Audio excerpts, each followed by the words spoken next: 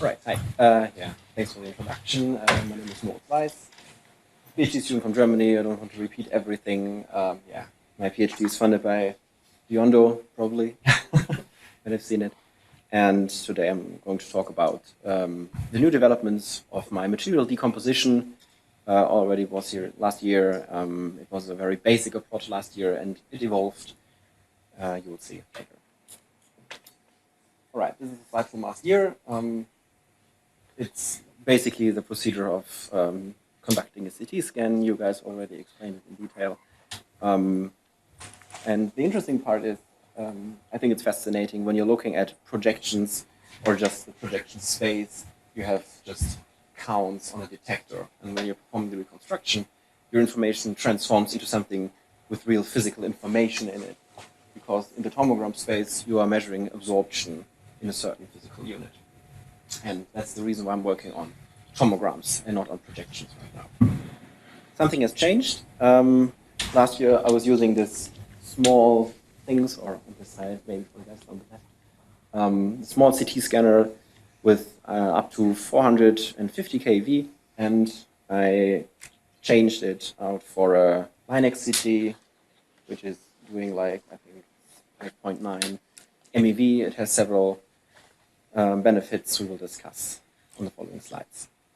All right, quick reminder from last year. I was doing, yeah, already said it, material decomposition, and I called this in the past discrete material decomposition, meaning you have to assume materials. For example, you have to put in information. I'm doing material discrimination on, let's say, aluminum and iron or something like this. And that's really bad because you have to train for every possible combination you want to distinguish a certain model, and that's not good. So I was looking for a more general approach. Also last year, I was also working on simulations, and I trained the model on simulated data exclusively and executed it on simulated data. And it was working on very small samples in the simulation, around a few millimeters. But if your samples are getting bigger, especially for industrial use cases, you're facing problems like beam hardening or other artifacts. I was using the UNet model. You guys already explained it before. I'm not doing this again. And this has also changed. What I'm doing this year is I changed to a more general approach, already told you. It's an atomic number density decomposition. So you have a general model which can be applied to a wide range of materials, starting at beryllium on the left and going up to something like gold. So you have one model, and that model will be able to predict every material in this range. I'm still training on simulations. Collecting data on a CT scanner, everybody knows it is extremely expensive and you need a lot of data. So I'm training on the simulation, and the model runs on real scan data. We will see later. There are some problems. This is the sim-to-real gap you guys also saw in your measurements, but there are several methods to overcome this gap. Yeah, I'm using, already told you, 6 MeV, and the sample size increased to around 20 centimeters because the penetration of the 6 MeV scan is much better than with a smaller tube. The model also changed. I'm using now a vision transformer as a feature extractor in the downstream task, and the CNN as a hat. So it basically is a tuned UNet, we call it, with attention, but the model has much more parameters. How I found the model is a quite interesting story. We had a journal club at university, and I was proposing a paper I never read before, and there was a quote which basically states that you can use this fancy model called, I think it's somewhere down there, the swing transformer. You can use it to leverage the performance of a UNet. And I was using a UNet at this time, and I thought, okay, yeah, probably the swing transformer is something for me. And I changed my model to the swing transformer, and it looks basically like this. You have this encoding part where you input the dual energy tomograms. Oh, I probably forgot to say. I'm inputting, the input is always shaped 2 channels and then some image dimensions, because I need a low and a high energy scan. So while measuring the city, I'm switching between 4 MeV and 6 MeV. Yeah, that's my input.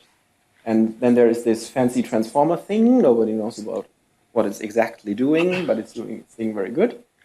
We're reaching the feature space, and then it decodes the information back to something looking like the input. So it's a dense prediction. And I'm getting the atomic number, which is the charge of the atomic core.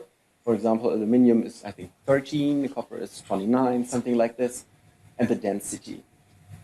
And that's all the information we need to get the material in a certain voxel. To dive a bit deeper, this transformer thing is very, very basically, you plug in some image like this with pixels, it flattens the pixels, and then it calculates the relation between the pixels, not in a receptive field. You've seen this on the CNN unit side before. You always have this patch, this kernel walking over the image. And the transformer is not only taking this local area into account, it looks at every pixel relation.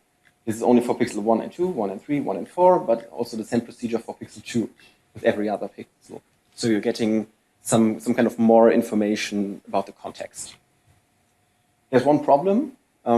This mechanism is called attention and is extremely expensive. So your model size increases drastically. In my case, it went up by, I think, a factor of 20 or something like this. And that's another thing I learned in the last year. Probably a lot of you can relate to this. How to find the perfect model size. We are struggling with, we want small models to have fast inference, easy training. But on the other hand, people say use a large model. And this describes my year. I got this from, stole it from Andy Lowe. And this was maybe me 1 year ago, like 6 months ago, and probably today, I hope. And in the beginning, you think, okay, deep learning, you need a large model, for sure. Then you're reaching a point, okay, my model is overfitting, not increase the size, maybe make it a bit smaller or use more data, whatever. Do augmentation. A lot of things are possible. But the truth is, use a large model, and there is science behind it. There's a paper called Deep Double Descent. It's from OpenAI. I think it's 3 years old or 2, I don't know, 2019. And everybody doing deep learning should read this paper, I think. There's one interesting message. When you see this x-axis, it says ResNet with parameter. It's basically the capacity of the model. Here's the loss, the final loss. You have it for the test and for the training curves. You see, when you have a very small model, it won't perform good. Okay, cool. You're increasing the model size. It's getting better. The test loss is decreasing. But at a certain point, when you increase the model size, the model will overfit. Sure. And then you see, okay, my validation loss goes up. It's not good. It's overfitting. The predictions are bad. So you're going a little bit back, and that's your sweet spot over there. But then you have a problem. When you increase your model to a completely unreasonable size, like here, you're getting in this area, and the loss is lower. And another point is, it's easier to train. This is a bit complicated, but just checking very fast. When you're training for a long time, a lot of epochs, you're at this dark blue curve, and you're reaching with a very high chance, and without any hyperparameter tuning. You don't have to tune anything. It's just your model becoming very, very big. You're reaching the optimal stopping point. In comparison, when you're here, when you have a reasonable model size, you maybe tuned it with a lot of work, to get this point down there, to get good loss, you have to apply early stopping. And that's a lot of checkpointing and working on it, looking on data, doing inference. It's a lot of work. So the easy message is take a large model, let it run forever, and hopefully it will converge. Okay, I'm talking about deep learning and data, but I didn't say anything about how to get the data. I'm sampling phantoms like this, small voxel volumes. I'm assigning materials to each voxel. They live in certain regions. They are growing. So they're looking a bit like grains in crystals. And by definition, I know the material composition of it. I know the atomic number, I know the density. Okay. Then I'm using the Astra toolbox to compute the projections, so just the intersection lengths. And then, in addition, I'm computing with some easy photon absorption pipeline the projections, doing reconstruction with with Astra as well. And then I get the tomograms. And together, this is a training tool for me. The input, the model, is here, the dual energy tomograms, low and high energy, and the output, the perfect material maps. Okay, so let's have a look at the results. This is our LINEX CT in-house in Hattingen, close to Bochum. And I built a sample. We have this MOSI foam. I just used this is copper, aluminum, you see brass, stainless steel, stuff like this, aluminum, and I conducted CT scans. And the results look like this.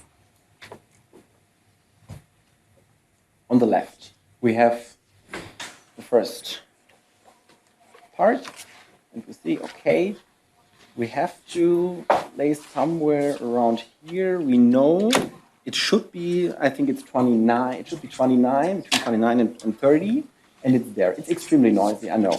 It's not perfect right now, but the range is okay, you get the idea.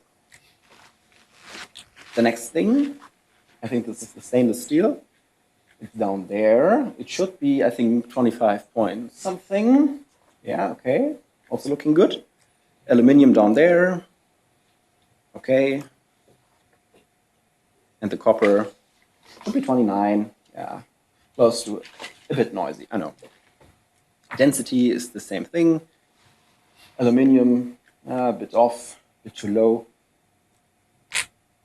Density 9 is there. I think copper has a density of 8.9-ish. So it's a bit off. It's not perfect, but keep in mind, it's trained on simulation only. I fitted nothing to the real scan or to the machine. And that's where I go into the Outlook. I want to collect more data from scans. I'm currently scanning fancy samples. Every sample I get, basically. I scan it, I label it, and then I use it to fine-tune my model. The model basically knows how to do the decomposition, but it needs a bit more information to fit the real scanner perfectly. That's what I'm currently doing. Another step is to build a better phantom, for sure. You've seen these little sticks in the MOSI foam. It's okay, it's not perfect, and now typically you arrange the samples on a circle to avoid artifacts. That's the thing. Probably Diondo will buy something golden so I can try this material. And I have to change the scan settings for sure. Different acceleration voltages, which is a bit difficult in case of LINEX CT. You have some resonance points. You cannot tune the acceleration voltage stepless, but it also might work on smaller scanners. And changing the magnification will change something as well. Yeah, that's almost the Outlook. Let's see. Small summary. We have a simulation for LINEX CT in-house, which obviously is okay to generate training data for the deep learning model. We have a new deep learning model, which is working pretty good. No hyperparameter tuning, just let it run. And first scans have been done. It's looking good. More work to do, for sure. But the simulation to reality gap, this difference is pretty sure solvable by fine-tuning the model on a lot of manually labeled data.